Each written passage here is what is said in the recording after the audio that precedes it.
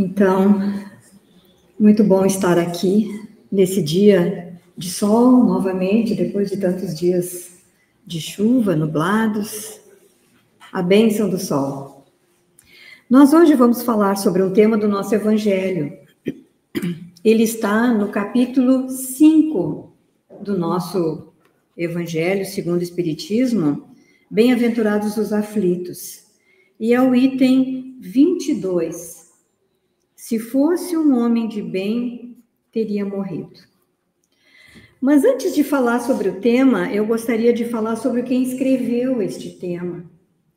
Porque o nosso Evangelho, ele sempre tem em cada capítulo uma parte que é as instruções dos espíritos, que Kardec coloca mensagens daqueles espíritos superiores que foram convocados por Jesus para fazer parte desse grande movimento que é de trazer o Consolador para a Terra. E quem escreve, quem assina essa mensagem é essa pessoa aqui. Acho que ninguém conhece, né? É bom a gente saber um pouquinho sobre quem escreveu as mensagens e quem são esses benfeitores espirituais que às vezes a gente ouve falar, mas quem é que fez na Terra? Então o nome dele, ele é chamado, assina como Fénelon, mas o nome dele, na verdade, é François de Sélignac de la Motte. Não sei falar muito francês, mas enfim, ele nasceu na França, nesse castelo. Exatamente, esse é o castelo onde ele nasceu. E o castelo se chama Castelo de Fénelon. Quando a gente pesquisa na internet, procura por Fénelon, o nome do castelo é Château de Fénelon. E ele tem ali na internet mais de 200 fotografias do castelo, muito lindas. E uma das fotos é uma placa que tem dentro do castelo, falando da história do castelo e contando que nessa data de 6 de agosto de 1651, ali nasceu essa pessoa, cujo nome é esse aqui, François de Sélignac de la Motte. Mas ele adotou o nome Fénelon, que é o castelo onde ele nasceu, o nome do castelo onde ele nasceu. Ele desencarna aos 63 anos, em 7 de janeiro de 1715. Em outro local, na França, sim, mas ele desencarna num lugar chamado Cambrai. E ali no mapa, vocês veem o mapa da França, o mapa de cima, colorido, aquele ponto vermelho é a cidade onde ele nasceu, Périgord, acho que é assim que se fala. É ali que ele nasceu. Mas ele depois se tornou, ele era um católico, ele se tornou arcebispo, e arcebispo dessa cidade ali de Cambrai. E lá ele desencarna. Então, ele, durante a sua vida terrena, ele foi educador, foi escritor, foi orador, foi membro da Academia Francesa, porque escreveu muitos livros, livros sobre política, educação, religião, e ele foi, inclusive, tutor dos filhos do rei Luís XIV. Era uma pessoa extremamente inteligente, culta, amável, tolerante, digna, sensível, generosa. Então, um homem de bem, e é por essas características, por ser um homem de bem, com toda essa cultura que ele tinha, é que ele foi convidado por Jesus para fazer parte, então, dessa grande equipe que trabalhou para nos trazer as mensagens da doutrina espírita, do Consolador prometido por Jesus. E como espírito, então, ele trabalhou na nossa doutrina em vários pontos. Por exemplo, no início do livro dos Espíritos, na introdução, ali após a introdução, chamado Prolegômenos, que foi o nome que Kardec deu, é um texto grande, escrito por vários desses espíritos, e que assinam ao final. Se vocês pegarem o livro dos Espíritos e lerem este prolegômeno, No final tem a assinatura de todos eles que participaram desta estrutura, e entre eles está Fenelon, Santo Agostinho e vários outros. Ele também responde a uma das perguntas do Livro dos Espíritos, que é a questão 917, quando Kardec pergunta: qual o meio de destruir seu egoísmo? A resposta é dele, Fenelon. E mais tarde, no Evangelho, segundo o Espiritismo, ele tem 6 mensagens que Kardec coloca ali. No capítulo 1, item 10, na Nova Era, ele fala sobre a terceira revelação. No capítulo 5, ele tem 2 mensagens, o item 22, que nós vamos falar, e o item 23, os tormentos voluntários.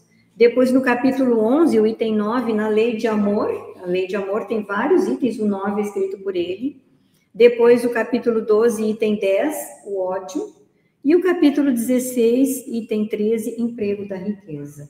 Então, este é Fenelon, o nosso amigo que nos fala nesse capítulo 5, item 22, se fosse um homem de bem, teria morrido. E ele começa, a escrita dele, o ditado dele, ele começa assim, ó.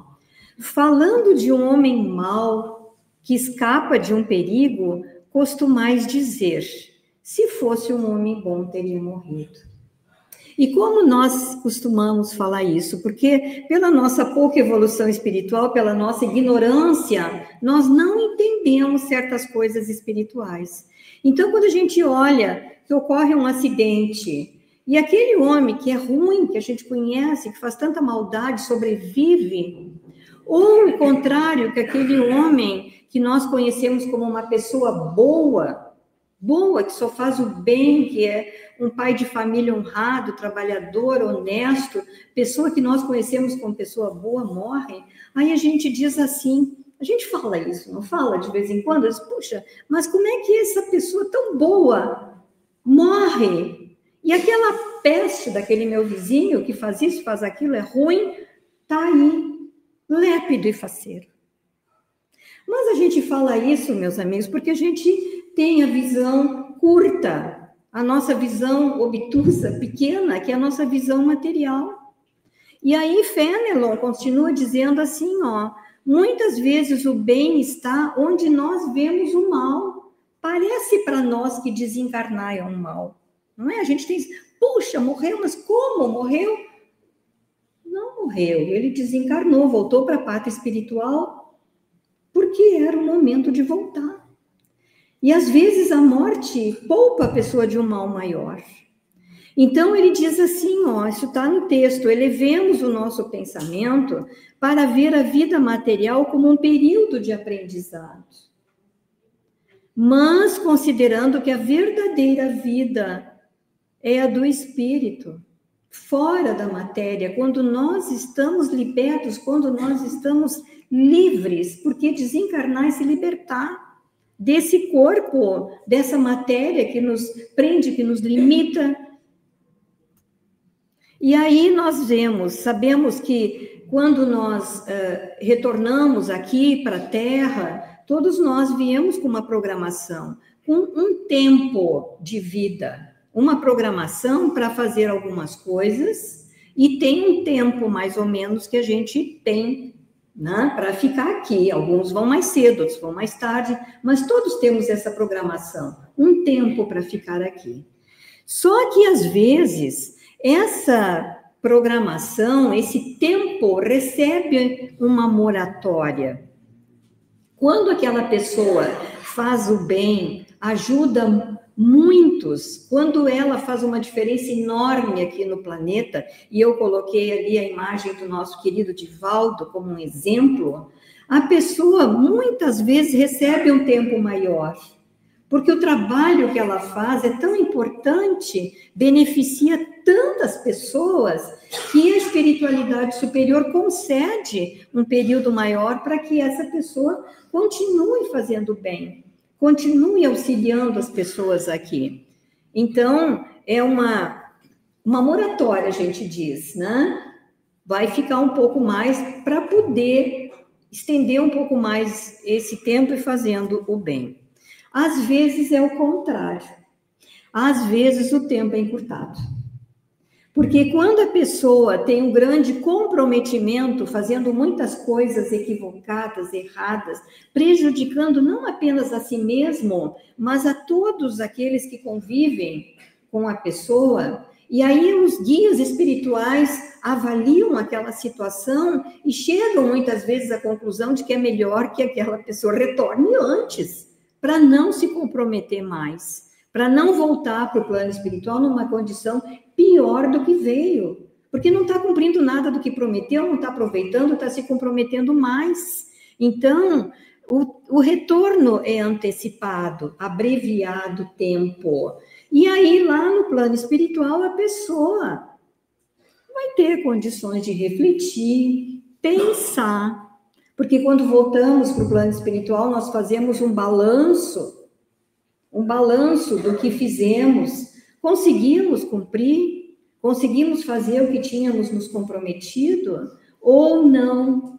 Ou, pelo contrário, fizemos tudo errado, pisamos na bola e nos comprometemos muito mais do que já estávamos. Então, esse balanço é feito lá, porque lá a gente recupera a nossa memória, lembra daquilo que tinha que ter feito, daquilo que prometeu fazer, faz essa avaliação, puxa vida, mas eu podia ter tido mais paciência com a minha família, ou eu podia ter feito isso ou aquilo, não fiz, ou fiz errado, abandonei, saí, deixei para lá, quando devia ter ficado, enfrentado os desafios, as dificuldades, ou fugi através, muitas vezes, das fugas mais difíceis e mais complicadas para nós, que é a fuga através do autoextermínio, do suicídio.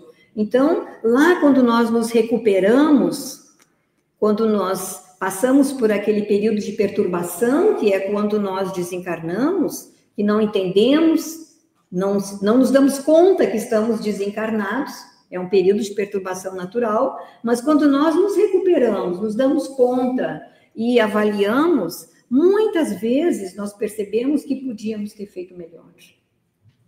E aí o que acontece? Aí a gente pede para voltar. Não, dessa vez eu vou fazer melhor.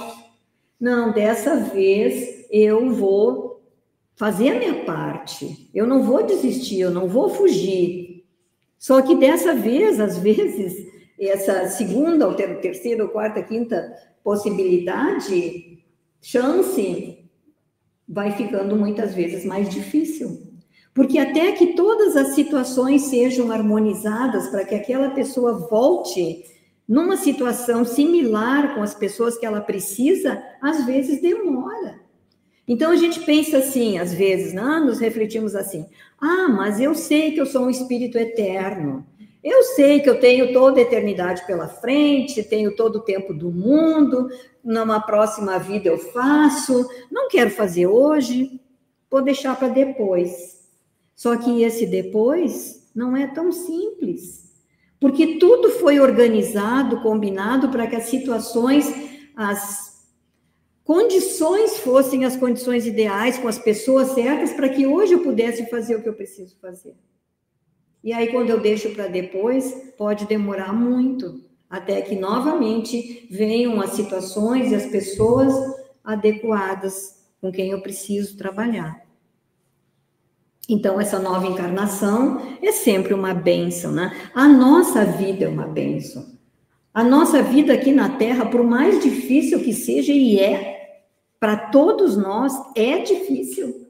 Cada um com seus desafios, ou na família, ou na saúde, ou na questão social, nas dificuldades materiais, todos nós temos desafios enormes. Mas estamos aqui por quê? Porque precisamos desses desafios, ainda estamos vinculados a esse planeta de provas e expiações, porque nós ainda temos a sintonia com ele, ainda precisamos aprender muito. Então, sempre a nossa vida é uma bênção que nós temos que valorizar. Nunca desistir, por mais difícil que sejam os desafios, nunca desistir, fazer o nosso melhor, aquilo que é possível, aquilo que Deus permite que nós façamos. E aí eu gostaria de falar um pouco sobre um outro capítulo do Evangelho, mas que tem tudo a ver com isso que a gente está falando, que é o capítulo 3, Há muitas moradas de meu Pai. Esse item que eu quero comentar fala da destinação da terra e das causas das misérias humanas. Nesse item 7, Kardec compara a terra a um hospital e a uma penitenciária. Nós todos estamos inseridos num hospital. Por quê? Porque estamos doentes da nossa alma. E para um hospital, a gente não manda uma pessoa sã. Ah, quem vai para o hospital é porque está doente, está precisando do tratamento. Ou para a penitenciária, quem é que vai para a penitenciária? Aquele que é bom? Não, aquele que cometeu crimes, não. O criminoso vai para a penitenciária. E se nós comparamos a terra a um hospital e uma penitenciária, isso está no Evangelho, não sou eu que estou dizendo, é porque nós somos doentes e criminosos, rebeldes, temos comprometimentos graves na nossa história. E a gente sai do hospital quando? Quando está curado, né? A gente tem alta do hospital quando está curado. A gente sai da penitenciária quando cumpriu a pena. Ó, tu tá livre, tá liberto, por quê? Porque tu já cumpriu a tua pena. Então, nós também podemos dizer, isso está no nosso Evangelho, que a Terra não só é um hospital e uma penitenciária, mas uma escola. E é tão bonito quando a gente pode comparar isso com uma escola, né?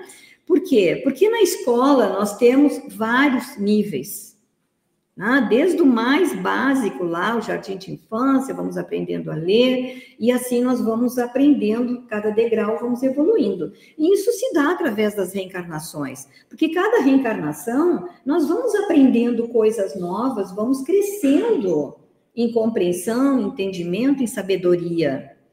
E quando nós aprendemos tudo que a Terra tem para nos ensinar, que é essa escola onde nós estamos matriculados, quando nós já tivermos conhecimento, senso moral suficiente, nós poderemos sair dessa escola e para uma escola melhor, que é um mundo melhor, um mundo mais feliz, um mundo onde não tenha os desafios terríveis que nós temos aqui nesse planeta. Então, como é que se dá a evolução do espírito? Ela não se dá num único planeta. Normalmente, conforme o estágio daquele planeta, o estágio do espírito, ele está num planeta, depois ele vai para outro mais evoluído, e assim ele vai crescendo com as experiências, com o aprendizado. Os mundos estão todos interligados, todos interligados. E ao final do ano, quando termina a nossa escola, o que a gente faz? Quando termina o ano, né? Passou, terminou, tem a prova, vem uma avaliação e o aproveitamento, uma análise do que nós aproveitamos naquele ano.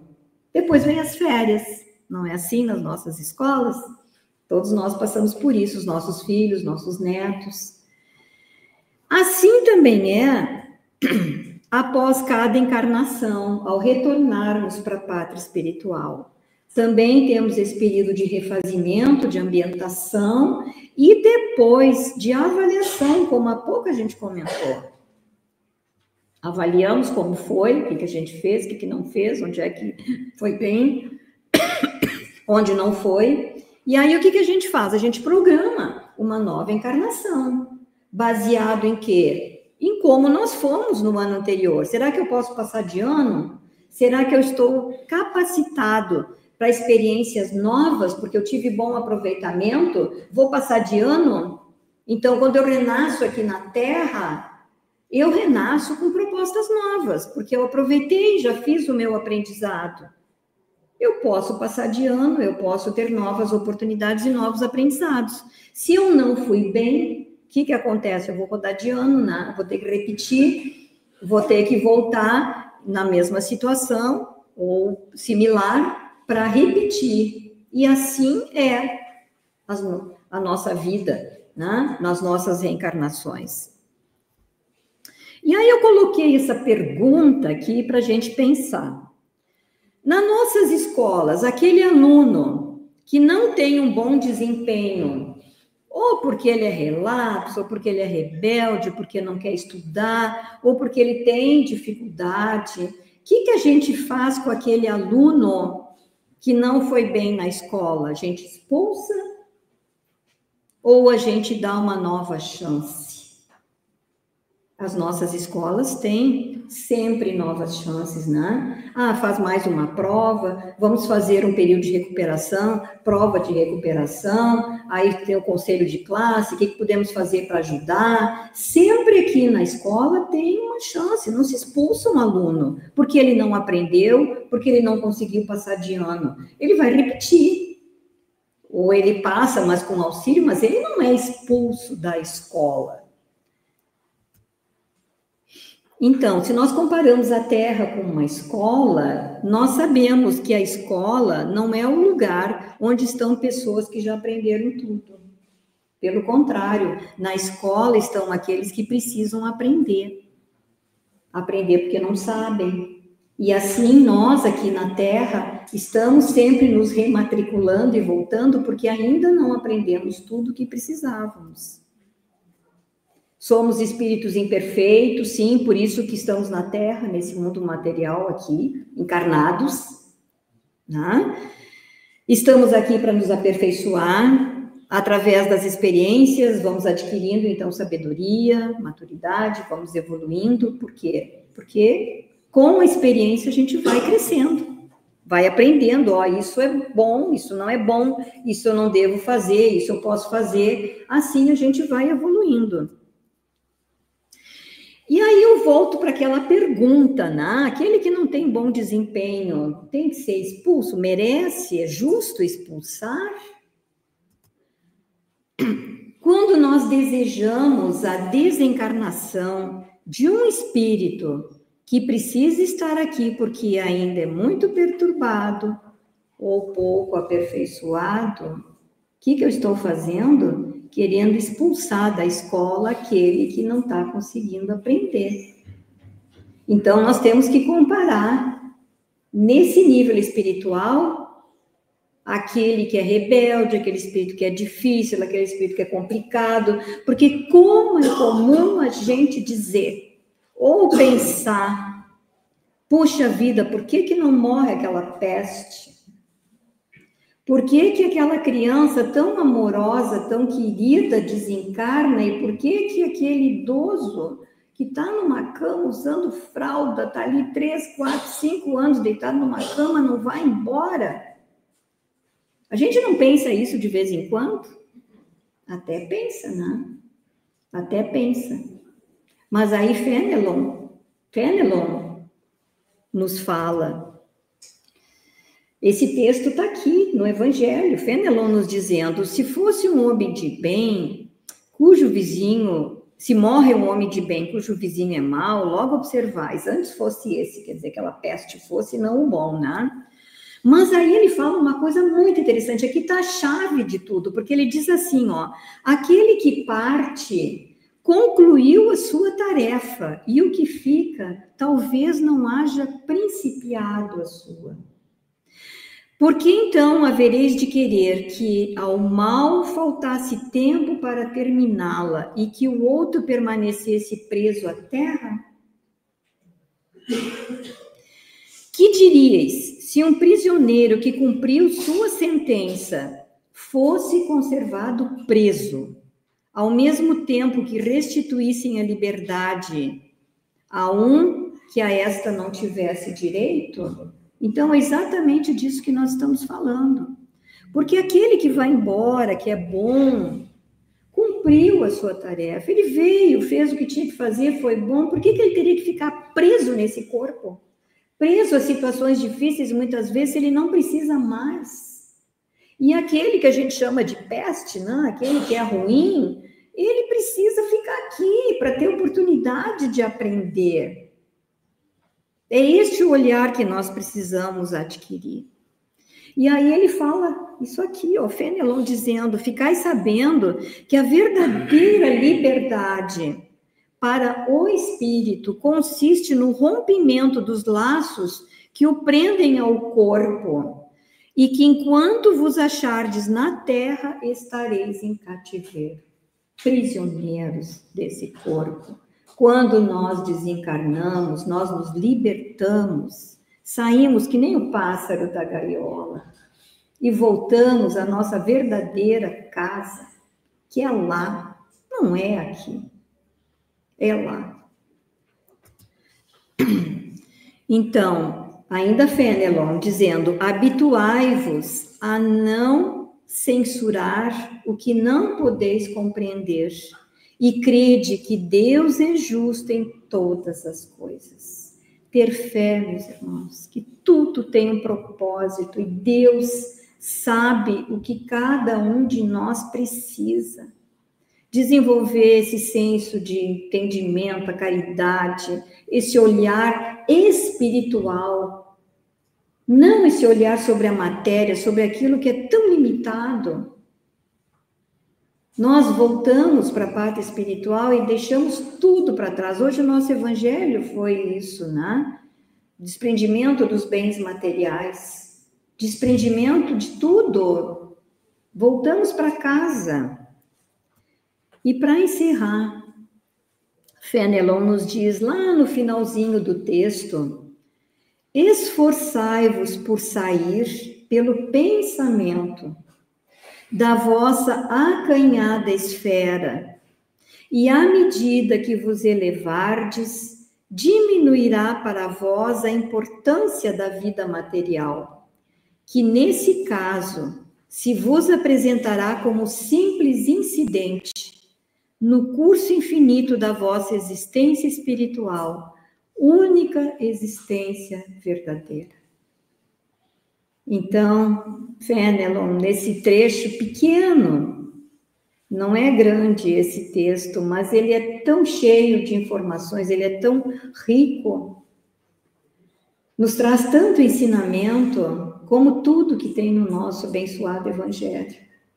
Então, nós agradecemos a Deus pela oportunidade de conhecer